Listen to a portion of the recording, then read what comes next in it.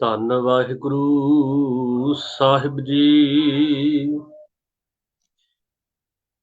ਬਾਣੀ ਗੁਰੂ ਗੁਰੂ ਹੈ ਬਾਣੀ, ਵਿੱਚ ਬਾਣੀ ਅੰਮ੍ਰਿਤ ਸਾਰੇ। ਗੁਰਬਾਣੀ ਕਹੈ ਸੇਵਕ ਜਨ ਮਾਨੈ, ਪ੍ਰਤੱਖ ਗੁਰੂ ਨਿਸਤਾਰੇ। ਤੂੰ ਮੇਰੋ ਮੇਰ ਪਰਬਤ ਸੁਆਮੀ, ਓਟ ਗਹੀ ਮੈਂ ਤੇਰੀ। ਨਾ ਤੁਮ ਡੋਲੋ ਨਾ ਹਮ ਗਿਰਤੇ, ਰੱਖ ਲੈਨੀ ਹਰ ਮੇਰੀ। ਧੰਨ ਵਾਹਿਗੁਰੂ ਸਾਹਿਬ ਜੀ। ਭੈਰੋ ਮਹੱਲਾ ਪਹਿਲਾ। ਹਿਰਦੈ ਨਾਮ ਸਰਬ ਧਨ ਧਾਰਨ, ਗੁਰ ਪ੍ਰਸਾਦੀ ਪਾਈਐ। ਅਮਰ ਪਦਾਰਥ ਤੇ ਕਿਰਤਾਰਥ, ਸਹਿਜ ਧਿਆਨ ਲਿਵ ਲਾਈਐ। ਹਿਰਦੈ ਨਾਮ ਸਰਬ ਧਨ ਧਾਰਨ, ਗੁਰ ਪ੍ਰਸਾਦੀ ਪਾਈਐ। ਅਮਰ ਪਦਾਰਥ ਤੇ ਕਿਰਤਾਰਥ, ਸਹਿਜ ਧਿਆਨ ਲਿਵ ਲਾਈਐ। ਮਨ ਰੇ RAM ਭਗਤ ਚਿਤ ਲਾਈਐ, ਗੁਰਮੁਖ RAM ਨਾਮ ਜਪ ਹਿਰਦੈ। ਸਹਿਜ ਛੇਤੀ ਕਰ ਜਾਈਐ ਰਹਾਉ। ਭਰਮ ਭੇਦ ਪਉ ਕਬਹੁ ਨ ਛੂਟਸ, ਆਵਤ ਜਾਤ ਨ ਜਾਨੀ। ਬਿਨ ਹਰ ਨਾਮ ਕੋ ਮੁਕਤ ਨ ਪਾਵਸ, ਡੂਬ ਮੋਏ ਬਿਨ ਪਾਣੀ। ਧੰਦਾ ਕਰਤ ਸਗਲੀ ਪਤ ਖੋਵਸ, ਭਰਮ ਨ ਮਿਟਸ ਗਵਾਰਾ। ਬਿਨ ਗੁਰ ਸ਼ਬਦ ਮੁਕਤ ਨਹੀਂ ਕਬਹੀ, ਅੰਧਲੇ ਧੰਦ ਪਸਾਰਾ। ਅਕੁਲ ਨਿਰੰਜਨ ਸਿਉ ਮਨ ਮਾਨਿਆ, ਮਨ ਹੀ ਤੇ ਮਨ ਮੂਆ। ਅੰਤਰ ਬਾਹਰ ਏਕੋ ਜਾਣਿਆ, ਨਾਨਕ ਅਵਰ ਨ ਦੂਆ। ਅਕੁਲ ਨਿਰੰਜਨ ਸਿਉ ਮਨ ਮਾਨਿਆ, ਮਨ ਹੀ ਤੇ ਮਨ ਮੂਆ। ਅੰਤਰ ਬਾਹਰ ਏਕੋ ਜਾਣਿਆ, ਨਾਨਕ ਅਵਰ ਨ ਦੂਆ। ਜੁਗੋ ਜੁਗ ਅਟਲ।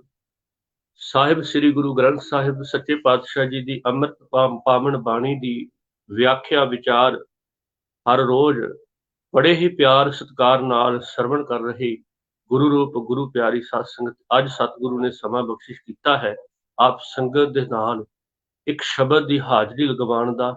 ਆਓ ਸੁਰਤ ਬਿਰਤੀਆਂ ਮਨ ਚਿੱਤ ਨੂੰ ਸਤਿਗੁਰੂ ਗੁਰੂ ਨਾਨਕ ਸਾਹਿਬ ਜੀ ਦੇ ਇਸ ਪਾਵਨ ਸ਼ਬਦ, ਜਿਸ ਦਾ ਅਸੀਂ ਪਾਠ ਸਰਵਣ ਕੀਤਾ ਹੈ, ਇਸ ਪਾਵਨ ਸ਼ਬਦ ਦੇ ਵਿੱਚ ਲਾਉਣ ਦਾ ਯਤਨ ਕਰੀਏ। ਸਾਰੇ ਹੀ ਰਸਨਾ ਪਵਿੱਤਰ ਕਰੋ, ਕੋਈ ਵੀ ਰਸਨਾ ਵਾਂਝੀ ਨਾ ਰਹੇ। ਸਾਰੇ ਆਖਿਓ ਜੀ ਵਾਹਿਗੁਰੂ ਜੀ ਕਾ ਖਾਲਸਾ, ਵਾਹਿਗੁਰੂ ਜੀ ਕੀ ਫਤਿਹ। ਗੁਰਦੇਵ ਧੰਨ ਗੁਰੂ ਨਾਨਕ ਸਾਹਿਬ ਪਾਤਸ਼ਾਹ ਮਨੁੱਖ ਦੇ ਜੀਵਨ ਨੂੰ ਉਚੇਰਾ ਬਣਾਉਣ ਵਾਸਤੇ, ਸੁਚੇਰਾ ਬਣਾਉਣ ਵਾਸਤੇ, ਸੱਚ ਦਾ ਸੁਨੇਹਾ ਦੇਣ ਵਾਸਤੇ ਇੱਕ ਬੜਾ ਹੀ ਪਿਆਰੀ ਸਿੱਖਿਆ ਉਪਦੇਸ਼ ਦ੍ਰਿੜ ਕਰਵਾਉਂਦੇ ਆ। ਸਰੀਰ ਨੂੰ ਚਲਾਉਣ ਵਾਲੇ ਅਸਲ ਡਰਾਈਵਰ ਮਨੁੱਖ ਦੇ ਮਨ ਨੂੰ ਉਪਦੇਸ਼ ਕਰਦੇ। ਆਪਾਂ ਪੜ੍ਹਦੇ ਹਾਂ, ਜਿਵੇਂ ਇੱਕ ਗੱਡੀ, ਇੱਕ ਕਾਰ ਬਿਨਾਂ ਡਰਾਈਵਰ ਤੋਂ ਨਹੀਂ ਚੱਲਦੀ, ਇਸੇ ਤਰ੍ਹਾਂ ਇਹ ਢਾਂਚਾ, ਇਹ ਸਰੀਰ ਬਿਨਾਂ ਡਰਾਈਵਰ ਤੋਂ ਨਹੀਂ ਚੱਲਦਾ। ਇਹਦਾ ਵੀ ਇੱਕ ਡਰਾਈਵਰ ਹੈ। ਇਹ ਅੱਖਾਂ, ਜ਼ੁਬਾਨ, ਇਹ ਕੰਨ, ਇਹਨਾਂ ਦੀ ਹਿੰਮਤ ਨਹੀਂ ਆ ਕਿ ਆਪਣੇ ਆਪ ਇਹ ਅੱਖਾਂ ਕਿਸੇ ਦਿਸ਼ਾ ਵੱਲ ਵੇਖ ਸਕਣ, ਕੋਈ ਜ਼ੁਬਾਨ ਤੋਂ ਕੋਈ ਸ਼ਬਦ ਕਹਿ ਸਕਣ, ਕੰਨਾਂ ਦੇ ਵਿੱਚ ਕੋਈ ਸੁਣਨ ਦੀ ਇੱਛਾ ਜ਼ਾਹਰ ਹੋਵੇ। ਇਹਨਾਂ ਦੀ ਆਪਣੀ ਕੋਈ ਵੀ ਤਾਕਤ ਨਹੀਂ ਆ। ਅਸਲ ਦੇ ਵਿੱਚ ਇਹਨਾਂ ਨੂੰ ਜਿਹੜੀ ਦਿਸ਼ਾ ਮਨ ਪ੍ਰਦਾਨ ਕਰਦਾ ਹੈ, ਯਾਦ ਰੱਖੋ, ਮਨ ਇੱਕ ਡਰਾਈਵਰ ਦੀ ਨਿਆਈ ਆ। ਜਿਹੜੀ ਦਿਸ਼ਾ ਮਨ ਪ੍ਰਦਾਨ ਕਰਦਾ ਹੈ, ਉਸੇ ਪਾਸੇ ਇਸ ਮਨ ਦੀ ਜਿਹੜੀ ਵਿਚਾਰਧਾਰਾ ਹੈ, ਜਿਸ ਪਾਸੇ ਵੀ ਤੋਰਨ ਦਾ ਇਸ ਸਰੀਰ ਨੂੰ ਯਤਨ ਕਰਦੀ ਹੈ, ਸਰੀਰ ਉਸੇ ਪਾਸੇ ਤੁਰ ਪੈਂਦਾ। ਇਸ ਕਰਕੇ ਗੁਰਦੇਵ ਪਾਤਸ਼ਾਹ ਜੀ ਨੇ ਗੁਰੂ ਗ੍ਰੰਥ ਸਾਹਿਬ ਦੀ ਬਾਣੀ ਚ ਬਹੁਤ ਵਾਰ ਮਨ ਨੂੰ ਸੰਬੋਧਿਤ ਹੋ ਕੇ ਉਪਦੇਸ਼ ਦ੍ਰਿੜ ਕਰਵਾਇਆ। ਮਨ ਨੂੰ ਉਪਦੇਸ਼ ਕਿਉਂ ਦ੍ਰਿੜ ਕਰਵਾਇਆ? ਕਿਉਂਕਿ ਮਨ ਹੀ ਸਰੀਰ ਦੇ ਵਿੱਚ ਮਨੁੱਖ ਨੂੰ ਉਚੇਰਾ, ਸੁਚੇਰਾ ਤੇ ਚੰਗੇ ਗੁਣਾ ਮਨੁੱਖ ਦੇ ਅੰਦਰ ਪ੍ਰਦਾਨ ਕਰ ਸਕਦਾ ਹੈ ਜੇ ਮਨ ਦਾ ਧਿਆਨ ਹੋਵੇ ਪਰਮੇਸ਼ਰ ਦੇ ਗੁਣ ਲੈਣ ਦੇ। ਮਨ ਹੀ ਇੱਕ ਐਸਾ ਹੈ ਕਿ ਜਿਹੜਾ ਮਨੁੱਖ ਨੂੰ, ਯਾਦ ਰੱਖੋ, ਮਨੁੱਖੀ ਜੀਵਨ ਤਬਾਹ ਕਰ ਵੀ ਸਕਦਾ ਹੈ, ਮਨੁੱਖ ਨੂੰ ਗਲਤ ਰਸਤੇ ਤੇ ਪਾ ਸਕਦਾ ਹੈ। ਮਨ ਜਿਸ ਦਿਸ਼ਾ ਵੱਲ ਵੀ ਮਨੁੱਖ ਨੂੰ ਲਾਏਗਾ, ਉਚੇਰਾ ਪਾਸੇ, ਚੰਗੇ ਪਾਸੇ, ਜਾਂ ਯਾਦ ਰੱਖੋ ਮਾੜੇ ਪਾਸੇ, ਇਹ ਮਨ ਦਾ ਹੀ ਸਾਰਾ ਕਸੂਰ ਹੈ। ਇਸ ਕਰਕੇ ਗੁਰਦੇਵ ਪਾਤਸ਼ਾਹ ਜੀ ਮਨ ਨੂੰ ਸੰਬੋਧਿਤ ਹੋ ਕੇ ਇੱਕ ਬੜੀ ਪਿਆਰੀ ਸਿੱਖਿਆ ਧੰਨ ਗੁਰੂ ਨਾਨਕ ਸਾਹਿਬ ਦ੍ਰਿੜ ਕਰਵਾ ਰਹੇ ਆ। ਜਦੋਂ ਗੁਰਦੇਵ ਜੀ ਕਹਿੰਦੇ ਮਨ ਰੇ, ਇਹ ਮੇਰੇ ਮਨ ਰਾਮ ਭਗਤ ਚਿਤ ਲਾਈਏ, ਉਸ ਰਮੇ ਹੋਏ ਅਕਾਲ ਪੁਰਖ ਪਰਮੇਸ਼ਰ ਮਾਲਕ ਦੀ ਭਗਤੀ ਦੇ ਵਿੱਚ ਚਿੱਤ ਜੋੜ, ਉਸ ਨਾਲ ਆਪਣਾ ਮਨ ਜੋੜਨ ਦਾ ਯਤਨ ਕਰ। ਹੁਣ ਮਨ, ਇਹਨੂੰ ਮਹਾਰਾਜ ਨੇ ਗੁਰਬਾਣੀ, ਕਿਉਂਕਿ ਮਨ ਜਦੋਂ, ਯਾਦ ਰੱਖੋ, ਇਹਦੇ ਅੰਦਰ ਅਕਲ ਨਾ ਹੋਵੇ, ਬੇਅਕਲਾ ਹੋਵੇ ਨਾ, ਤੇ ਇਹ ਹਮੇਸ਼ਾ ਵਿਰੋਧ ਕਰਦਾ ਹੈ। ਇਹ ਗੁਰੂ ਦੀ ਦਿੱਤੀ ਹੋਈ ਸਿੱਖਿਆ, ਗੁਰੂ ਦੇ ਦਿੱਤੇ ਉਪਦੇਸ਼ ਦਾ ਹਮੇਸ਼ਾ ਵਿਰੋਧ ਕਰਦਾ। ਇਸ ਵਾਸਤੇ ਇਹ ਕੀ ਕਰਦਾ ਹੈ ਕਿ ਇਹ ਕਿਸੇ ਵੇਲੇ ਲੋਭ ਗ੍ਰਸਤ ਹੋ ਜਾਂਦਾ ਹੈ, ਜਿਸ ਕਰਕੇ ਇਸ ਨੂੰ ਗੁਰੂ ਦੀ ਦਿੱਤੀ ਸਿੱਖਿਆ ਕਿਸੇ ਅਰਥ ਨਹੀਂ ਲੱਗਦੀ, ਇਹਦਾ ਸਫਲ ਜੀਵਨ ਨਹੀਂ ਹੁੰਦਾ। ਮਹਾਰਾਜ ਸ਼ਬਦ ਵਰਤਦੇ ਆ, ਇਹ ਮਨੋ ਮੂਰਖ ਲੋਭੀਆ, ਲੋਭੇ ਲੱਗਾ ਲੁਭਾਣ। ਇਹ ਲੋਭ ਵਿੱਚ ਇੰਨਾ ਗ੍ਰਸਤ ਹੋ ਜਾਂਦਾ। ਗੁਰਦੇਵ ਪਾਤਸ਼ਾਹ ਜੀ ਨੂੰ ਮੂਰਖ ਵੀ ਕਹਿੰਦੇ ਆ ਗੁਰਬਾਣੀ। ਇਸੇ ਮਨ ਨੂੰ ਮਹਾਰਾਜ ਬੜੀ ਹੀ ਪਿਆਰੀ ਭਾਸ਼ਾ ਦੇ ਨਾਲ, ਜਿਵੇਂ ਇੱਕ ਟੀਚਰ ਬੱਚਿਆਂ ਨੂੰ ਝਿੜਕਦਾ ਵੀ ਆ, ਪਿਆਰ ਵੀ ਕਰਦਾ ਹੈ, ਗੁਰਦੇਵ ਦਾ ਸੁਭਾਅ ਹੈ। ਗੁਰੂ ਗ੍ਰੰਥ ਸਾਹਿਬ ਦੀ ਬਾਣੀ ਪੜ੍ਹਦੇ ਆ, ਸਤਿਗੁਰੂ ਦਾ ਇਹ ਸੁਭਾਅ ਹੈ। ਜਦੋਂ ਗੁਰਦੇਵ ਪਾਤਸ਼ਾਹ ਜੀ ਕਹਿੰਦੇ ਆ, ਇਹ ਮਨ ਮਿੱਤਰ ਪਿਆਰਿਆ ਮਿਲ ਵੇਲਾ ਹੈ ਇਹ, ਕਿ ਇਹ ਸਮਾਂ ਹੀ ਹੈ ਮੇਰੇ ਪਿਆਰੇ ਮਿੱਤਰ। ਇੱਥੇ ਵੀ ਗੁਰਦੇਵ ਜੀ ਕਹਿ ਰਹੇ ਨੇ, ਮਨ ਰੇ ਹੈ ਮੇਰੇ ਮਨ ਰਾਮ ਭਗਤ ਚਿਤ ਲਾਈਏ, ਰਮੇ ਹੋਏ ਪਰਮੇਸ਼ਰ ਦੀ ਭਗਤੀ, ਮਾਲਕ ਦੇ ਗੁਣਾਂ ਵਿੱਚ ਚਿੱਤ ਜੋੜ। ਅਸਲ ਦੇ ਵਿੱਚ ਭਗਤੀ ਦਾ ਭਾਵ ਹੀ ਹੈ ਉਹਦੇ ਗੁਣਾਂ ਵਿੱਚ ਚਿੱਤ ਜੋੜਨਾ। ਜੇ ਤੁਹਾਡੇ ਕੋਲ ਪਰਮੇਸ਼ਰ ਦੇ ਗੁਣ ਨਹੀਂ, ਤੁਸੀਂ ਕੱਲਾ, ਯਾਦ ਰੱਖੋ, ਦੁਨਿਆਵੀ ਟੀਕੇ ਪੜ੍ਹ ਕੇ, ਦੁਨੀਆ ਦੇ ਕੀਤੇ ਹੋਏ ਧਰਮ ਦੇ ਅਰਥ ਪੜ੍ਹ ਕੇ ਤੁਸੀਂ ਧਰਮੀ ਜਾਂ ਭਗਤੀ ਵਾਲੇ ਨਹੀਂ ਬਣ ਸਕਦੇ। ਭਗਤੀ ਤਦ ਅੰਦਰ ਜੀਵਨ ਦੇ ਵਿੱਚ ਪੈਦਾ ਹੁੰਦੀ ਆ ਜਿਸ ਵਕਤ ਮਨੁੱਖ ਦਾ ਮਨ ਪਰਮੇਸ਼ਰ ਦੇ ਗੁਣਾਂ ਨਾਲ ਇੱਕਮਿਕ ਹੁੰਦਾ। ਜਦੋਂ ਆਪਾਂ ਜਪਜੀ ਸਾਹਿਬ ਦੀ ਬਾਣੀ ਪੜ੍ਹਦੇ ਆ, ਉੱਚ ਗੁਰਦੇਵ ਧੰਨ ਗੁਰੂ ਨਾਨਕ ਸਾਹਿਬ ਸਾਨੂੰ ਇਹੀ ਗੱਲ ਤੇ ਦ੍ਰਿੜ ਕਰਵਾਉਂਦੇ, ਕਹਿੰਦੇ ਭਗਤ ਕੌਣ ਬਣਦਾ ਹੈ? ਭਗਤ ਉਹ ਬਣਦਾ ਹੈ ਜਿਹਦੇ ਚ ਗੁਣ ਆ, ਜਿਹਦੇ ਚ ਪਰਮੇਸ਼ਰ ਮਾਲਕ ਦੇ ਗੁਣ ਆ, ਉਹ ਭਗਤ ਹੈ। ਅਸਲ ਦੇ ਵਿੱਚ ਭਗਤੀ ਉਹਦੇ ਜੀਵਨ ਵਿੱਚ ਆਉਂਦੀ ਆ। ਪਰ ਮਹਾਰਾਜ ਕਹਿੰਦੇ ਆ, ਜੇ ਤੇਰੇ ਜੀਵਨ ਵਿੱਚ ਗੁਣ ਨਹੀਂ ਆ ਤੇ ਤੂੰ ਆਪਣੇ ਆਪ ਨੂੰ ਪਰਮੇਸ਼ਰ ਦਾ ਭਗਤ ਨਹੀਂ ਕਹਿਲਾ ਸਕਦਾ, ਕਿਉਂਕਿ ਤੇਰੇ ਜੀਵਨ ਵਿੱਚ ਉਸ ਮਾਲਕ ਦਾ ਤੇ ਜਿਹੜੇ ਗੁਣ ਆ, ਉਹਦੇ ਗੁਣਾਂ ਵਾਲਾ ਸੁਭਾਅ ਤੇਰੇ ਜੀਵਨ ਵਿੱਚ ਨਹੀਂ ਆਇਆ। ਇਸ ਵਾਸਤੇ ਗੁਰਦੇਵ ਪਾਤਸ਼ਾਹ ਜੀ ਧੰਨ ਗੁਰੂ ਨਾਨਕ ਸਾਹਿਬ ਕਹਿੰਦੇ, ਵਿਣ ਗੁਣ ਕੀਤੇ ਭਗਤ ਨਾ ਹੋਏ। ਜੇ ਰੱਬ ਜੀ ਦੇ, ਮਾਲਕ ਜੀ ਦੇ ਗੁਣ ਹਿਰਦੇ ਵਿੱਚ ਨਹੀਂ ਵਸੇ, ਤੂੰ ਭਗਤ ਨਹੀਂ ਬਣ ਸਕਦਾ। ਤੇਰੇ ਜੀਵਨ 'ਚ ਭਗਤੀ ਵਾਲਾ ਗੁਣ ਨਹੀਂ ਆ ਸਕਦਾ, ਭਗਤੀ ਵਾਲੇ ਮਾਰਗ ਤੇ ਨਹੀਂ ਤੁਰ ਸਕਦਾ। ਭਗਤੀ ਹੈ ਹੀ ਪਰਮੇਸ਼ਰ ਦੇ ਗੁਣਾਂ ਨੂੰ ਗਾਉਣਾ ਹੈ, ਉਸ ਦੇ ਗੁਣਾਂ ਵਿੱਚ ਚਿੱਤ ਜੋੜਨਾ, ਉਹਦੇ ਨਾਲ ਸਾਂਝ ਬਣਾਉਣੀ, ਉਸ ਇੱਕ ਨਾਲ ਮਨ ਨੂੰ ਜੋੜ ਕੇ ਰੱਖਣਾ। ਇਸ ਵਾਸਤੇ ਗੁਰਦੇਵ ਜੀ ਕਹਿੰਦੇ ਆ ਕਿ ਹੇ ਮਨ, ਤੂੰ ਰਾਮ ਭਗਤ ਚਿਤ ਲਾਈਏ, ਰਮੇ ਹੋਏ ਪਰਮੇਸ਼ਰ ਮਾਲਕ ਦੀ ਭਗਤੀ ਵਿੱਚ ਚਿੱਤ ਜੋੜਨਾ ਕਰ। ਅੱਗੇ ਲਫ਼ਜ਼ ਲਿਖਿਆ ਜੀ ਗੁਰਮੁਖ। ਗੁਰਮੁਖ ਦੇ ਖੱਖੇ ਨੂੰ ਗੁਰਦੇਵ ਪਾਤਸ਼ਾਹ ਨੇ ਸਿਹਾਰੀ ਲਗਾਈ। ਸਿਹਾਰੀ ਦਾ ਅਰਥ ਹੈ ਕਿ ਗੁਰੂ ਦੇ ਸਨਮੁਖ ਹੋ ਕੇ ਲਿਆ ਹੋਇਆ ਉਪਦੇਸ਼। ਗੁਰੂ ਦੇ ਸਨਮੁਖ ਹੋ ਕੇ ਲਿਆ ਹੋਇਆ ਉਪਦੇਸ਼ ਜਿਹੜਾ ਹੈ, ਉਹ ਕਿਹੜਾ ਉਪਦੇਸ਼ ਹੈ? ਰਾਮ ਨਾਮ ਜਪ ਹਿਰਦੇ। ਗੁਰੂ ਨੇ ਇਹ ਉਪਦੇਸ਼ ਦ੍ਰਿੜ ਕਰਵਾਇਆ ਹੈ ਕਿ ਰੱਬ ਪਰਮੇਸ਼ਰ ਦੇ ਮਾਲਕ ਵਾਹਿਗੁਰੂ ਜੀ ਦੇ ਨਾਮ ਨੂੰ ਹਿਰਦੇ ਵਿੱਚ ਜਪਣਾ, ਹਿਰਦੇ ਵਿੱਚੋਂ ਲੱਭਣਾ ਕਰ, ਹਿਰਦੇ ਰਾਹੀਂ ਉਸ ਨੂੰ ਧਿਆਉਣਾ ਕਰ।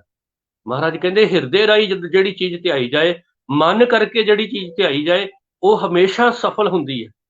ਜਿਹੜੀ ਚੀਜ਼ ਬੱਧਾ ਚੱਟੀ ਦੇ ਵਿੱਚ, ਯਾਦ ਰੱਖੋ, ਕੀਤੀ ਜਾਏ, ਉਹ ਸਫਲ ਨਹੀਂ ਹੁੰਦੀ। ਮਹਾਰਾਜ ਨੇ ਇਸ ਗੱਲ ਦਾ ਵੀ ਜ਼ਿਕਰ ਕੀਤਾ, ਬੱਧਾ ਚੱਟੀ ਜੇ ਪਰੇ, ਨਾ ਗੁਣ ਨਾ ਉਪਕਾਰ, ਨਾ ਉਹਦਾ ਕੋਈ ਕਿਸੇ ਵੀ ਅਰਥ ਨਹੀਂ ਲੱਗਦਾ, ਨਾ ਉਹਦੇ ਵਿੱਚੋਂ ਕੋਈ ਗੁਣ ਪੈਦਾ ਹੁੰਦਾ ਹੈ। ਬੱਧਾ ਚੱਟੀ 'ਚ ਕੀਤਾ ਹੋਇਆ ਕੋਈ ਵੀ ਦੁਨਿਆਵੀ ਕਾਰਜ ਜਾਂ ਸਮਾਜਿਕ ਕਾਰਜ ਦਾ, ਧਾਰਮਿਕ ਕਾਰਜ, ਕਿਥੇ ਅਰਥ ਨਹੀਂ ਲੱਗਦਾ।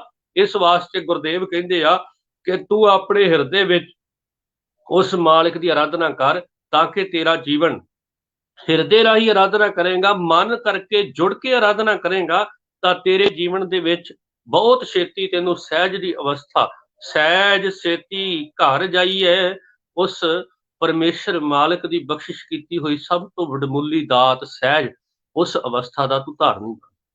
महाराज धन गुरु अमरदास पातशाह जी आनंद साहब की बाणी दे विच सानू एक बहुत ही निराला उपदेश दृढ़ करवाउंदे समझाउंदे आ। सहसे सहस कहंदे आ सहम नू डर नू, सहसे जियो मलीन है कित संयम धोता जाए। कि ਜਿਹੜਾ ਮਨ ਮੈਲਾ ਹੋ ਚੁੱਕਾ ਹੈ ਵਿਕਾਰਾਂ ਦੇ ਅਧੀਨ ਹੋ ਕੇ ਕਿਹੜੇ ਸੰਜਮ ਕਿਹੜੇ ਤਰੀਕੇ ਨਾਲ ਧੁਪੇ। ਉੱਥੇ ਗੁਰਦੇਵ ਜੀ ਕਹਿੰਦੇ ਆ ਸਹਿਸੇ ਜਿਉ ਮਲੀਨ ਹੈ ਕਿ ਸੰਜਮ ਧੋਤਾ ਜਾਏ, ਮਨ ਧੋਵੋ ਸ਼ਬਦ ਲਾਗੋ ਹੱਸੋ ਰਹੋ ਚਿਤ ਲਾਏ। ਤੂੰ ਰੱਬ ਜੀ ਦੇ ਨਾਲ ਪਰਮੇਸ਼ਰ ਜੀ ਦੇ ਨਾਲ ਚਿਤ ਜੋੜ, ਤੇਰੇ ਅੰਦਰ ਸਹਿਜ ਅਵਸਥਾ ਆਏ। ਮਨ ਨੂੰ ਧੋਣ ਦਾ ਇੱਕੋ ਇੱਕ ਤਰੀਕਾ ਹੈ ਗੁਰੂ ਦਾ ਸ਼ਬਦ। ਮਨ ਧੋਵੋ ਸ਼ਬਦ ਲਾਗੋ। महाराज कहते मन नूं धोण दा तरीका है गुरु दे शब्द विच जुड़ना, ओदी बंदगी, ओदी भगती, इबादत, ओदा ज्ञान हिरदे विच आ जाना।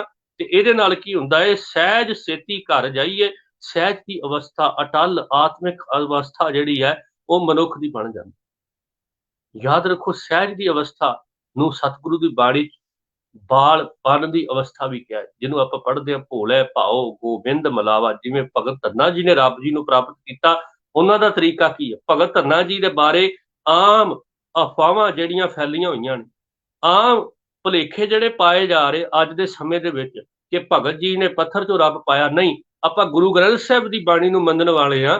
गुरु ग्रंथ साहिब जी दी बाणी नूं पुछ के वेखीए कि सतगुरु जी भगत जी ने किवें रब जी नूं प्राप्त पाप कीता है। ते उत्थे गुरदेव पातशाह जी कहंदे भोले भाओ गोबिंद मिलावा। भोले भाव गोबिंद मिलावा, भाव भोले भाव विच गोबिंद परमेश्वर जी दे नाल उहदा मिलाप होया। बस धन्ने धन पाया धरनी तर, मिल जन संत समाने। सत संगत नहीं छड्डी उहने, बंदगी नहीं छड्डी, भगती नहीं छड्डी। इस करके उहनूं हर नाम धन की प्राप्ति हो गई। धन्ने धन पाया धरनी तर, मिल जन संत समाने। रब जी की प्राप्ति उहनूं होई आ बंदगी दे विचों, भगती विचों। ते एक गल याद रखो, सहज अवस्था किहो जी अवस्था है, इहनूं विद्वान सज्जने भी कहते कि जिहड़ी बार बार गुरदेव जी कहते ना कि हिरदे विच ही सहज अवस्था है। इहदा भाव इहदा अर्थ यह आ कि भाई गुरु की कृपा नाल इस गल की पहचान कर। क्योंकि जिस वक्त बच्चा जिहड़ा वा उहदा सुभाਅ जिहड़ा है वह इहो जिहा हुंदा है कि उहदे विच ना क्रोध है, ना हंकार है, ना ईर्खा है, ना द्वैत भावना है। उहदे विच वह बड़ा प्रेम वाला सुभाਅ है। जिहड़ा भी बच्चे नूं प्रेम करदा है बच्चा उस पासे खिंचिया जाता है क्योंकि उहदे अंदर प्रेम है। पर ज्यों-ज्यों वो वडेरा हुंदा है वो अपने सुभाਅ नूं त्यागदा जांदा है। ते दूसरा लफ्ज़ है जी प्रभाव। ये जिहड़ा साडा चिड़चिड़ापन है, ये जिहड़ी साडे अंदर ईर्खा, साडे मत्थे ते त्यूड़ियां पईयां होईयां ने, ये असल दे विच सुभाਅ नहीं है साडा। इस असीं अपना सुभाਅ जिहड़ा गवा जिहड़ा वा भुला चुके हां। असल दे विच ये प्रभाव है, ये सुभाਅ नहीं है, ये प्रभाव है जिहड़ा अज साडे ते पिया होया है। ये दुनियावी माया मोह दा, दुनियावी विचारधारा दा जिहड़ा प्रभाव पिया होया है। ये चिड़चिड़ापन, ये ईर्खा, एक दूजे नूं इस तरह जिहड़ा वा वेख्या जा रहा है। पर धर्म की दुनिया विच भी यही कुछ चल रहा है। ते याद रखो समाज की दुनिया विच भी यही कुछ चल रहा है, धर्म की दुनिया विच भी यही कुछ चल रहा है। नहीं जी अज ये हालात ना होण, क्योंकि एक दूजे नूं वेख के धार्मिक लोग भी एक सुर नहीं आ, उन्हां दे विच ख्याल नहीं उपजदा। सगों ये जिहड़ी दौड़ लगी हुई है कि दूसरा मेरे नालों अगे ना लंघ जाए। ये सोच जिहड़ी अंदर जिहड़ी पलप रही है, अंदर विचार जिहड़ी पैदा होई बैठी है। इस गल नूं जदों असीं समझांगे ना, ये धार्मिक दुनिया दे विच भी जिहड़ा वसिया होया, ये असल च ऐ मनुख तेरा सुभाਅ नहीं आ। सुभाਅ ते तेरा प्रेम वाला सी। जिन प्रेम कियो तिन ही प्रभ पायो। आपां वचन पढ़दे हां ना महाराज दी बाणी दा जी। महाराज कहंदे प्रेम जीवन दे विच तेरे आवेगा ते तू परमेश्वर की प्राप्ति कर लवेगा। परमेश्वर मिल गया तेनू। बच्चे दे अंदर प्रेम हुंदा है, जिहड़ा भी उसनूं प्रेम करन दा जिक्र करदा है उहदे वल ओह खिंचिया जांदा है। भावें कि घर दे विचों कोई उस नूं बुलावे ना, पर जदों बच्चा ओहदी गोद विच जांदा है, असल च बच्चा ते प्रेम दा याद रखो प्रभाव जिहड़ा मन विच बिठाउणा चाहुंदा है। इस गल नूं जदों समझ लिया जाए कि जिहड़ा बचपन वाला सुभाਅ है, जिन्हों महाराज कहते बाल अवस्था, जिहड़ा बचपन वाली अवस्था है वो सब तो उच्ची अवस्था है, वो सहज की अवस्था है। बस उस सहज की अवस्था नूं गुरु चेते करवाउंदा है कि भाई तेनू भुल चुकी आ सहज की अवस्था। वो सहज की अवस्था जिहड़ी तेरे अंदर टिका, तेरे अंदर हिम्मत, तेरे अंदर याद रख प्रेम पैदा करदी आ, जिहड़ी तेनू जीवन जीवन वास्ते पॉजिटिव जिहड़े ज्ञान तेरे अंदर पैदा करदी आ। ਝੂਠਾ ਨਹੀਂ, ਸੱਚ ਨਾਲ ਜੁੜਨ ਦੀ ਜਿਹੜੀ ਸਚਿਆਰਤਾ ਜਿਹੜੀ ਤੇਰੇ ਅੰਦਰ ਪੈਦਾ ਕਰਦੀ ਆ, ਉਹ ਅਸਲ 'ਚ ਬਚਪਨ ਵਾਲਾ ਸੁਭਾਅ ਸੀ ਜਿਹਨੂੰ ਤੂੰ ਕਾਇਮ ਕਰਨਾ ਸਾਰੀ ਜ਼ਿੰਦਗੀ। ਜਿਹਨੂੰ ਕਾਇਮ ਕਰਨ ਦੀ ਬਜਾਏ ਅੱਜ ਭਲਿਆ ਤੂੰ ਪ੍ਰਭਾਵ ਜਿਹੜਾ ਤੇਰੇ ਤੇ ਦੁਨਿਆਵੀ ਮਾਇਆ ਮੋਹ ਦਾ ਪੈ ਗਿਆ ਹੈ, ਉਸ ਨੂੰ ਆਪਣੇ ਜੀਵਨ ਦੇ ਉੱਪਰ ਯਾਦ ਰੱਖ, ਆਪਣੇ ਜੀਵਨ ਤੇ ਲਾਗੂ ਕਰ ਰਿਹਾ। ਇਸ ਨੂੰ ਗੁਰਦੇਵ ਜੀ ਕਹਿੰਦੇ ਇਹਦੇ ਨਾਲ ਤੇਰਾ ਜਨਮ ਜਿਹੜਾ ਵਾ ਕਿਰਤਾਰਥ ਨਹੀਂ ਹੋਣਾ, ਭਾਵ ਕਿ ਕਿਸੇ ਅਰਥ ਨਹੀਂ ਲੱਗਣਾ, ਭਾਵ ਕਿ ਸਫਲ ਨਹੀਂ ਹੋਣਾ, ਕਿਉਂਕਿ ਤੂੰ ਪ੍ਰਭਾਵ ਦੁਨੀਆ ਦਾ ਪਾਲੀ ਬੈਠਾ। ਵੇਖੋ ਜਦੋਂ ਜਿਹੜਾ ਕ੍ਰੋਧ ਹੈ ਇਹ ਵੀ ਇੱਕ ਪ੍ਰਭਾਵ ਹੈ, ਇਹ ਸੁਭਾਅ ਨਹੀਂ ਹੈ ਮਨੁੱਖ ਦਾ ਸੁਭਾਅ ਹੈ ਸਹਿਜ ਦੀ ਅਵਸਥਾ। ਤੇ ਸ਼ੇਖ ਸਿਆਦੀ ਜੀ ਦੀ ਇੱਕ ਲਿਖੀ ਹੋਈ ਬੜੀ ਹੀ ਪਿਆਰੀ ਘਟਨਾ ਮੈਂ ਉਹ ਜ਼ਿਕਰ ਕਰਨ ਲੱਗਾ, ਉਹਦੇ ਵਿੱਚ ਬੜੀ ਵੱਡੀ ਸਿੱਖਿਆ ਮਿਲਦੀ ਹੈ। ਸ਼ੇਖ ਜੀ ਲਿਖਦੇ ਆ ਕਿ ਇੱਕ ਸਹਿਜ ਅਵਸਥਾ ਵਾਲਾ ਪ੍ਰੇਮਾ ਭਗਤੀ ਵਾਲਾ ਮਨੁੱਖ ਤੇ ਇੱਕ ਪਾਸੇ ਜਿਹੜਾ ਸਹਿਜ ਅਵਸਥਾ ਵਾਲਾ, ਇੱਕ ਪਾਸੇ ਕ੍ਰੋਧੀ ਅਵਸਥਾ ਦਾ ਧਾਰਨੀ ਮਨੁੱਖ, ਇਹਨਾਂ ਦੋਵਾਂ ਦੇ ਵਿੱਚ ਆਪਸ ਦੇ ਵਿੱਚ ਵਿਚਾਰ ਹੋ ਰਹੀ ਆ। ਕ੍ਰੋਧੀ ਨੂੰ ਗੁੱਸਾ ਆਇਆ, ਕ੍ਰੋਧ ਦੇ ਵਿੱਚ ਆਣ ਕੇ ਉਹਨੇ ਇੱਕਦਮ ਆਪਣਾ ਸਾਜ਼ ਚੁੱਕਿਆ, ਕਿਉਂਕਿ ਉਹ ਸੰਗੀਤਕਾਰ ਸੀ, ਆਪਣਾ ਸਾਜ਼ ਚੁੱਕਿਆ ਤੇ ਉਹਨੇ ਸਾਜ਼ ਉਸ ਸਹਿਜਤਾ ਅਵਸਥਾ ਵਾਲੇ ਦੇ ਸਿਰ ਵਿੱਚ ਮਾਰ ਦਿੱਤਾ। ਜਦੋਂ ਸਿਰ 'ਚ ਮਾਰਿਆ ਸਾਜ਼ ਟੁੱਟ ਗਿਆ, ਉਹ ਸਹਿਜ ਅਵਸਥਾ ਵਾਲੇ ਨੂੰ ਸੱਟ ਲੱਗੀ। ਸ਼ਾਮ ਪੈ ਗਈ, ਸਾਰੇ ਦੋਨੋਂ ਆਪੋ ਆਪਣੇ ਘਰਾਂ ਨੂੰ ਚਲੇ ਗਏ। ਤੇ ਜਿਹੜੇ ਸਹਿਜਤਾ ਅਵਸਥਾ ਵਾਲਾ ਹੈ, ਵੇਖੋ ਉਹਦੇ ਅੰਦਰ ਦਾ ਟਿਕਾ, ਉਹਦੇ ਅੰਦਰ ਦੀ ਜਿਹੜੀ ਹਿੰਮਤ, ਉਹਦੇ ਅੰਦਰ ਦਾ ਜਿਹੜਾ ਲਗਾ ਸਹਿਜ ਅਵਸਥਾ ਵਾਲੇ ਦਾ, ਉਹ ਆਪਣੇ ਸਿਰ ਦੇ ਉੱਤੇ ਪੱਟੀ ਬੰਨ੍ਹ ਕੇ ਤੇ ਸਵਖਤੇ ਹੀ ਜਦੋਂ ਸਮਾਂ ਸਵੇਰ ਦਾ ਹੁੰਦਾ ਏ, ਅਜੇ ਉਹ ਫਟਾਲੇ ਦਾ ਸਮਾਂ ਏ, ਅਜੇ ਪ੍ਰਭਾਤ ਦਾ ਸਮਾਂ ਏ, ਤੇ ਸਭ ਤੋਂ ਪਹਿਲਾਂ ਉਹਦੇ ਘਰ ਦਾ, ਕ੍ਰੋਧੀ ਦੇ ਘਰ ਦਾ ਕੁੰਡਾ ਖੜਕਾਉਂਦਾ ਹੈ। ਤੇ ਕੁੰਡਾ ਖੜਕਾ ਕੇ, ਕ੍ਰੋਧੀ ਦੇ ਘਰ ਦਾ ਜਦੋਂ ਕੁੰਡਾ ਖੜਕਾਉਂਦਾ ਹੈ, ਤੇ ਸ਼ੇਖ ਸਿਆਦੀ ਜੀ ਲਿਖਦੇ ਆ ਕਿ ਕ੍ਰੋਧੀ ਦੇ ਘਰ ਦਾ ਕੁੰਡਾ ਖੜਕਾਇਆ, ਕ੍ਰੋਧੀ ਨੇ ਜਿਹੜਾ ਦਰਵਾਜ਼ਾ ਖੋਲਿਆ, ਉਹਨੇ ਵੇਖਿਆ ਕਿ ਜਿਹਦਾ ਰਾਤ ਮੈਂ ਸਿਰ ਪਾੜ ਦਿੱਤਾ ਸੀ ਉਹ ਮੇਰੇ ਦਰਵਾਜ਼ੇ ਦੇ ਸਾਹਮਣੇ ਆ। ਤੇ ਉਹ ਕ੍ਰੋਧੀ ਜੋ ਜਾ ਕੇ ਪੈਸੇ ਦੇ ਰਿਹਾ ਹੈ, ਧਨ ਦੇ ਰਿਹਾ ਹੈ, ਵੀ ਤੇਰਾ ਸਾਜ਼ ਜਿਹੜਾ ਵਾ ਟੁੱਟ ਗਿਆ ਹੈ ਮੇਰੇ ਸਿਰ ਵਿੱਚ ਵੱਜਣ ਨਾਲ, ਤੇ ਇਸ ਕਰਕੇ ਤੇਰੇ ਕੋਲ ਇਤਨੇ ਪੈਸੇ ਨਹੀਂ ਹੋਣੇ, ਇਸ ਕਰਕੇ ਆ ਲੈ ਤੂੰ ਆਪਣਾ ਸਾਜ਼ ਖਰੀਦ ਲਾ। ਉਹਦੀ ਹਾਲਤ ਨੂੰ ਸਹਿਜਤਾ ਵਾਲਾ ਜਾਣਦਾ ਸੀ, ਪਰ ਇਸ ਗੱਲ ਦੇ ਵਿੱਚ ਕ੍ਰੋਧਤਾ ਵਾਲਾ ਬਹੁਤ ਸ਼ਰਮ ਜਿਹੜਾ ਉਹਨੇ ਮਹਿਸੂਸ ਕੀਤੀ, ਉਹਨੇ ਮਾਫੀ ਵੀ ਮੰਗੀ। ਉਹ ਕਹਿਣ ਲੱਗਾ ਅਸਲ ਦੇ ਵਿੱਚ ਮਾਫੀ ਮੈਨੂੰ ਮੰਗਣੀ ਚਾਹੀਦੀ ਸੀ, ਤੁਹਾਡਾ ਇਲਾਜ ਕਰਾਉਣ ਵਾਸਤੇ ਮੈਨੂੰ ਧਾਰਨ ਲੈ ਕੇ ਆਉਣਾ ਚਾਹੀਦਾ ਸੀ, ਪਰ ਤੁਹਾਡੇ ਅੰਦਰ ਦੀ ਇਹ ਸਹਿਜ ਅਵਸਥਾ ਨੇ ਦੱਸਿਆ ਹੈ ਕਿ ਭਈ ਅਸਲ ਦੇ ਵਿੱਚ ਜੇ ਕੋਈ ਤੁਹਾਡੇ ਨਾਲ ਬੁਰਾ ਕਰਦਾ ਉਹਦਾ ਭਲਾ ਕਰਨ ਦੀ ਸੋਚ ਅੰਦਰ ਧਾਰਨ ਕਰੋ। ਆਪਾਂ ਬਾਬਾ ਫਰੀਦ ਸਾਹਿਬ ਦੇ ਸ਼ਬਦ ਪੜ੍ਹਦੇ ਆ, ਫਰੀਦਾ ਬੁਰੇ ਦਾ ਭਲਾ ਕਰ, ਗੁੱਸਾ ਮਨ ਨਾ ਹੰਡਾਏ, ਦੇਹੀ ਰੋਗ ਨਾ ਲੱਗਈ, ਭਲੇ ਸਭ ਕੁਛ ਛਪਾਏ। ਇਸ ਗੱਲ ਨੂੰ ਜਦੋਂ ਅਸੀਂ ਬਰੀਕੀ ਨਾਲ ਸਮਝ ਲਵਾਂਗੇ ਨਾ ਕਿ ਅਸਲ ਦੇ ਵਿੱਚ ਇਹ ਸਹਿਜਤਾ ਅਵਸਥਾ ਜਿਹੜੀ ਹੈ, ਸਰਬੱਤ ਦੇ ਭਲੇ ਦੀ ਅਵਸਥਾ ਜਿਹੜੀ ਹੈ, ਇਹ ਪਿਆਰ ਵਾਲੀ ਅਵਸਥਾ ਜਿਹੜੀ ਹੈ, ਅਸਲ ਦੇ ਵਿੱਚ ਇਹੀ ਮਨੁੱਖੀ ਜੀਵਨ ਨੂੰ ਸਫਲ ਬਣਾ ਸਕਦੀ ਹੈ। ਗੁਰਦੇਵ ਧੰਨ ਗੁਰੂ ਨਾਨਕ ਸਾਹਿਬ ਪਾਤਸ਼ਾਹ ਜੀ ਪਹਿਲੇ ਬੰਦ ਵਿੱਚ ਬਚਨ ਕਰਦੇ ਆ, ਹਿਰਦੈ ਨਾਮ ਸਰਬ ਧਨ ਧਾਰਨ। ਮਹਾਰਾਜ ਕਹਿੰਦੇ ਤੇਰੇ ਹਿਰਦੇ ਵਿੱਚ ਸਰਬ ਗੁਣਾ ਦਾ ਹਰ ਨਾਮ ਧਨ ਜਿਹੜਾ ਵਾ ਉਹ ਹੈ, ਬਸ ਉਸ ਦੀ ਪਹਿਚਾਣ ਨਹੀਂ ਤੈਨੂੰ ਹੋ ਰਹੀ। ਉਹ ਸਤ, ਸੰਤੋਖ, ਦਇਆ, ਧਰਮ, ਧੀਰਜ, ਇਹ ਹਰ ਨਾਮ ਹੈ, ਹਰ ਧਨ ਨਾਮ ਹੈ। ਇਸ ਹਰ ਧਨ ਦੀ ਤੂੰ ਯਾਦ ਰੱਖ, ਇਸੇ ਨੂੰ ਇਕੱਠਿਆ ਕਰਨਾ ਹੈ, ਨਾ ਕਿ ਇਸ ਨੂੰ ਗਵਾਉਣਾ ਹੈ। ਅਵਗੁਣ ਇਕੱਠਿਆ ਨਹੀਂ ਕਰਨੇ, ਗੁਣ ਇਕੱਠਿਆ ਕਰਨੇ। ਯਾਦ ਰੱਖੋ, ਜਿਹਦੇ ਕੋਲ ਇਮਾਨਦਾਰੀ ਹੈ ਉਹ ਸਭ ਤੋਂ ਵੱਡਾ ਅਮੀਰ ਹੈ, ਜਿਹਦੇ ਕੋਲ ਬੇਈਮਾਨੀ ਹੈ ਉਹ ਸਭ ਤੋਂ ਵੱਡਾ ਘਾਟੇ 'ਚ ਜਾ ਰਿਹਾ ਹੈ। ਜਿਹਦੇ ਕੋਲ ਇਮਾਨਦਾਰੀ ਹੈ ਉਹ ਸਭ ਤੋਂ ਵੱਡਾ ਜਿਹੜਾ ਅਮੀਰ ਹੈ। ਜਿਹਦੇ ਕੋਲ ਸੱਚ ਹੈ, ਜਿਹਦੇ ਕੋਲ ਸਬਰ ਹੈ, ਜਿਹਦੇ ਕੋਲ ਸੰਤੋਖ ਹੈ, ਮਹਾਰਾਜ ਕਹਿੰਦੇ ਅਸਲ ਦੇ ਵਿੱਚ ਅਸਲੀ ਅਮੀਰ ਤਾਂ ਉਹ ਹੈ ਹਿਰਦੈ ਨਾਮ ਸਰਬ ਧਨ ਧਾਰਨ। ਸਭ ਤੋਂ ਵੱਡਾ ਧਨ ਹੈ ਪਰਮੇਸ਼ਰ ਮਾਲਕ ਦਾ ਨਾਮ, ਜਿਹੜਾ ਮਨੁੱਖ ਦੇ ਹਿਰਦੇ ਵਿੱਚ ਹੈ। ਪਰ ਪ੍ਰਾਪਤੀ ਕਿਵੇਂ ਹੁੰਦੀ ਹੈ? ਗੁਰ ਪ੍ਰਸਾਦੀ ਪਾਈ ਹੈ, ਗੁਰੂ ਦੀ ਕਿਰਪਾ, ਗੁਰੂ ਦੀ ਬਖਸ਼ਿਸ਼, ਗੁਰੂ ਦੇ ਰਾਹੀਂ ਹੀ। ਯਾਦ ਰੱਖੋ, ਉਸ ਸਰਬ ਗੁਣ ਪਰਮੇਸ਼ਰ ਦੇ ਨਾਮ ਧਨ ਨੂੰ ਪ੍ਰਾਪਤ ਕੀਤਾ ਜਾ ਸਕਦਾ ਹੈ। ਅਮਰ ਪਦਾਰਥ ਤੇ ਕਰਤਾਰਥ, ਸਹਿਜ ਧਿਆਨ ਲਿਵ ਲਾਈਏ। ਮਨੁੱਖੀ ਜੀਵਨ ਨੂੰ ਅਮਰ ਕਰ ਦੇਣ ਵਾਲਾ, ਸਹਿਜ ਉਹਦੇ ਜੀਵਨ ਵਿੱਚ ਭਰਨ ਵਾਲਾ ਸਭ ਤੋਂ ਵੱਡਾ ਜਿਹੜਾ ਗੁਣ ਹੈ ਪਰਮੇਸ਼ਰ ਦਾ ਅਮਰ ਕਰ ਦੇਣ ਵਾਲਾ, ਉਹ ਹੈ ਸਹਿਜ। ਉਹਦੇ ਵਿੱਚ ਧਿਆਨ ਜੇ ਮਨੁੱਖ ਲਾ ਲਏ ਤੇ ਮਹਾਰਾਜ ਕਹਿੰਦੇ ਲਿਵ ਲਾਈਏ, ਜਦੋਂ ਉਹਦੇ ਵਿੱਚ ਲਿਵ ਜੁੜ ਜਾਏ ਮਨੁੱਖੀ ਜੀਵਨ ਜਿਹੜਾ ਵਾ ਸਫਲ ਹੋ ਜਾਂਦਾ। ਇੱਕ ਸ਼ਬਦ ਹੈ, ਯਾਦ ਰੱਖੋ, ਜਿਹੜਾ ਗੁਰਦੇਵ ਜੀ ਦੀ ਬਾਣੀ ਵਿੱਚ ਇੱਥੇ ਆਇਆ ਹੈ, ਕਿਰਤਾਰਥ। किरतार्थ दा अर्थ है कि किसी अर्थ जिहड़ा वा लग जाना, सफल हो जाना। जिवें आपां गुरदेव गुरु तेग बहादुर साहब दे श्लोक पढ़दे, ओहदी आरंभ दे विच गुरदेव जी कहंदे गुण गोबिंद गायो नहीं, जन्म अकारथ कीन। एक है करतार्थ, भाई परमेश्वर मालिक दी बंदगी भगती ने मनुखी जीवन नूं सफल कर दिता। करतार्थ दा अर्थ है कि सफल हो गया, ते अकारथ दा अर्थ है असफल हो गया। अजे परमेश्वर दे गुण नहीं गाए। उत्थे गुरदेव गुरु तेग बहादुर साहब कह रहे हैं कि गुण गोबिंद गायो नहीं, जन्म अकारथ कीन। व्यर्थ जीवन जिहड़ा गवा लिया, ਉਹਦੇ ਵਿੱਚੋਂ ਲੱਭਿਆ कुछ नहीं, प्राप्त कुछ नहीं होया, क्योंकि ਉਹਨੇ ਰੱਬ जी दे मालिक जी दे गुणां नाल सांझ नहीं बनाई। ਜਿਹੜਾ परमेश्वर दे गुणां नाल सांझ नहीं बनाउंदा, ਉਹਦਾ जीवन भरम ਭੁਲੇਖਿਆਂ ਦਾ ਤੇ डर विच ते सहम विच ਜਿਹੜਾ ਵਾ हमेशा जीवन ਉਹ ਬਤੀਤ ਕਰਦਾ, ਜਿਹੜਾ ਰੱਬ ਦੇ गुण नहीं ਗਾਉਂਦਾ।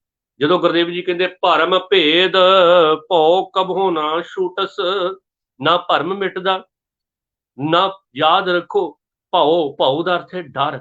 डर भी नहीं जीवन दे विचों मिटदा, क्यों?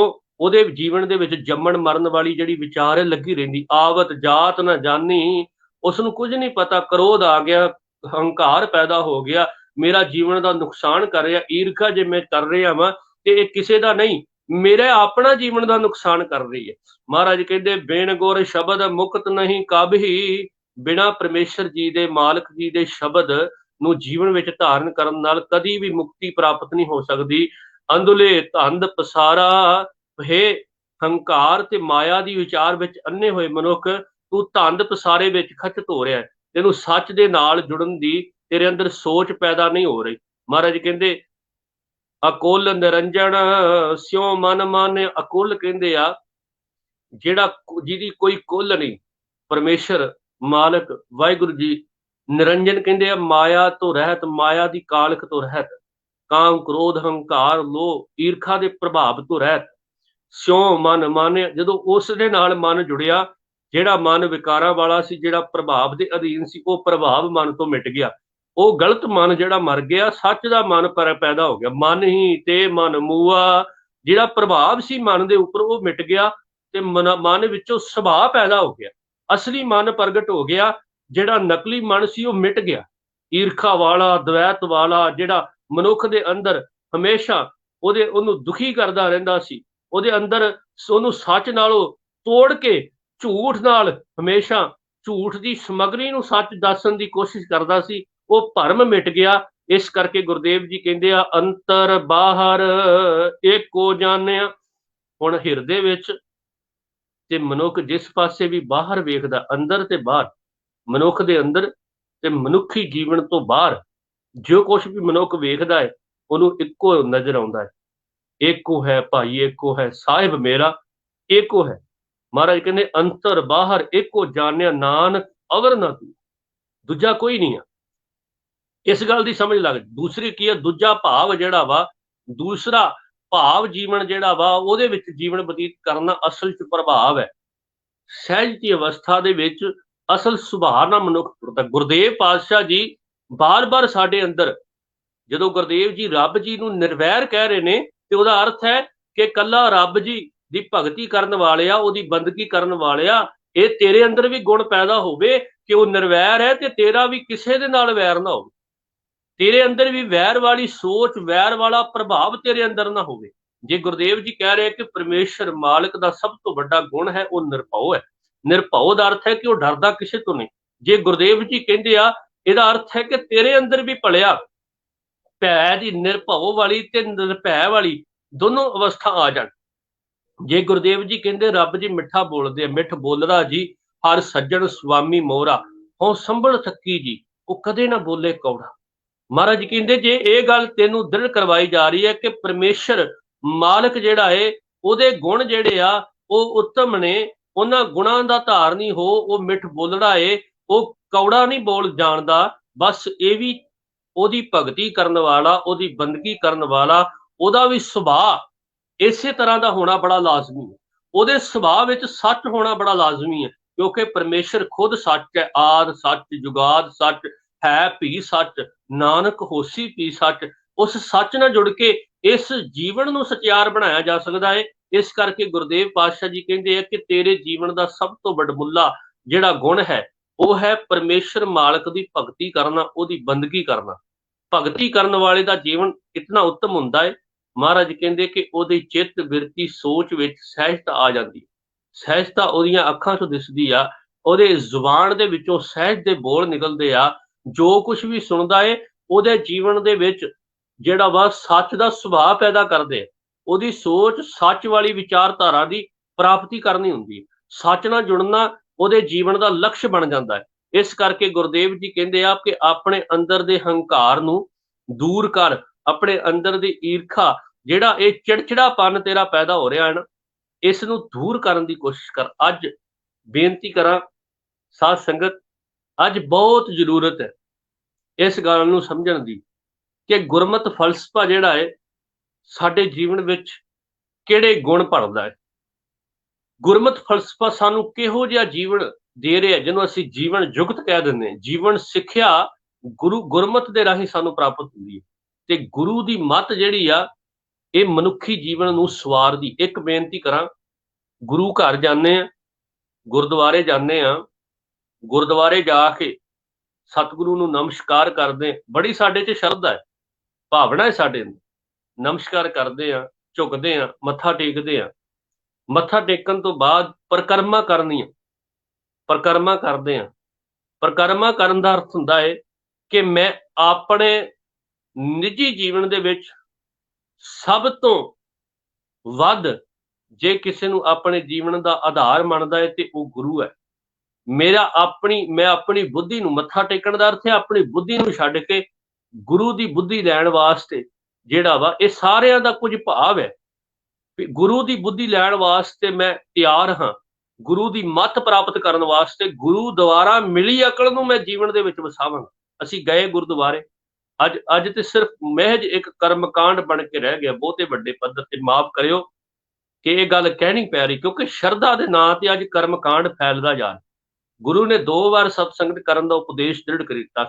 ਜਦੋਂ ਪ੍ਰਕਾਸ਼ ਮਹਾਰਾਜ ਦਾ ਹੁੰਦਾ ਉਦੋਂ ਅੰਮ੍ਰਿਤ ਵੇਲੇ, ਪ੍ਰਭਾਤ ਵੇਲੇ ਜਿਹੜਾ ਵਾ ਦੀਵਾਨ ਸਜਾਇਆ ਜਾਂਦਾ ਹੈ, ਉਹ 'ਚ ਗੁਰਬਾਣੀ, ਕੀਰਤਨ, ਕਥਾ, ਨਿਤਨੇਮ ਦਾ ਪਾਠ, ਸਭ ਕੁਝ ਉਹਦੇ ਵਿੱਚ। ਜੇ ਹਾਜ਼ਰੀ ਨਹੀਂ ਲੱਗੀ ਤੇ ਉਸ ਤੋਂ ਮਗਰੋਂ ਹਾਜ਼ਰੀ ਲਵਾਈ, ਤੇ ਮਗਰੋਂ ਹਾਜ਼ਰੀ ਲਵਾਈ ਸੰਗਤ ਕੋਈ ਨਹੀਂ, ਸਤ ਸੰਗਤ ਨਹੀਂ ਹੋਈ। ਅਸੀਂ ਗਏ ਗੁਰਦੁਆਰੇ, ਪਰ ਜੇ ਅਜੇ ਵੀ ਜਾ ਕੇ ਸਾਡੇ ਅੰਦਰ ਉੱਥੇ ਬੈਠ ਕੇ ਪਾਠ ਕਰਨ ਦੀ, ਸਾਡੇ ਅੰਦਰ ਉੱਥੇ ਜੇ ਅਸੀਂ ਗੁਰਦੁਆਰੇ ਗਏ ਆ ਤੇ ਉੱਥੇ ਬੈਠ ਕੇ ਅਸੀਂ ਕਿਤੇ ਸਹਿਜ ਪਾਠ ਸੁਣਨ ਦੀ ਜਾਂ ਜਿਹੜਾ ਵਾ ਆਪ ਕਰਨ ਦੀ ਕੋਸ਼ਿਸ਼ ਵੀ ਨਹੀਂ ਕੀਤੀ ਉੱਥੇ ਜਾ ਕੇ, ਤੇ ਸਾਡਾ ਉੱਥੇ ਜਾਣ ਦਾ ਵੀ ਕੋਈ ਲਾਭ ਨਹੀਂ ਹੋਇਆ। ਅਸੀਂ ਗਏ, ਸਤਿਗੁਰੂ ਨੂੰ ਨਮਨ ਕੀਤਾ, ਨਮਸਕਾਰ ਕੀਤੀ, ਝੁਕੇ, ਆਪਣੀ ਅਰਦਾਸ, ਆਪਣੀ ਅੰਦਰ ਦੀਆਂ ਜ਼ੋਦਰੀਆਂ, ਆਪਣੇ ਅੰਦਰ ਦੀਆਂ ਪ੍ਰਾਰਥਨਾਵਾਂ ਰੱਖੀਆਂ, ਫਿਰ ਅਸੀਂ ਪਰਿਕਰਮਾ ਕੀਤੀ ਤੇ ਫਿਰ ਨਮਸਕਾਰ ਕਰਕੇ ਵਾਪਸ ਆ ਗਏ। ਚਲੋ ਇੰਜ ਕਹਿ ਲਈਏ ਕਿ ਗੁਰੂਦੁਆਰੇ ਗਏ ਤੇ ਹੁਕਮਨਾਮਾ ਵੀ ਨਹੀਂ ਪੜਿਆ। ਜਿਹੜਾ ਹੁਕਮ, ਜਿਹੜਾ ਫਰਮਾਨ ਹਰ ਰੋਜ਼ ਗੁਰਦੇਵ ਪਾਤਸ਼ਾਹ ਜੀ ਦਾ ਆਉਂਦਾ ਹੈ ਉਹ ਵੀ ਨਹੀਂ ਪੜਿਆ। ਤੇ ਮਹਾਰਾਜ ਕਹਿੰਦੇ ਫਿਰ ਕਿਸ ਅਰਥ ਤੇਰਾ ਗੁਰਦੁਆਰੇ ਜਾਣਾ? ਇਹ ਵੀ ਤੇ ਇੱਕ ਕਰਮਕਾਂਡ ਬਣ ਗਿਆ ਨਾ, ਕਿ ਤੂੰ ਗਿਆ, ਮੱਥਾ ਟੇਕਿਆ, ਤੈਨੂੰ ਪਤਾ ਹੀ ਨਹੀਂ। ਅੱਜ ਬਹੁਤ ਵੱਡੇ ਪੱਧਰ ਦੇ ਉੱਤੇ ਸਾਡੇ ਬਹੁਤ ਪਰਿਵਾਰਾਂ ਨੂੰ ਗੁਰੂ ਗ੍ਰੰਥ ਸਾਹਿਬ ਜੀ ਦੀ ਕੋਈ ਨੌਲੇਜ ਨਹੀਂ ਆ। ਇਹ ਕਾਰਨ ਪਤਾ ਕੀ ਆ?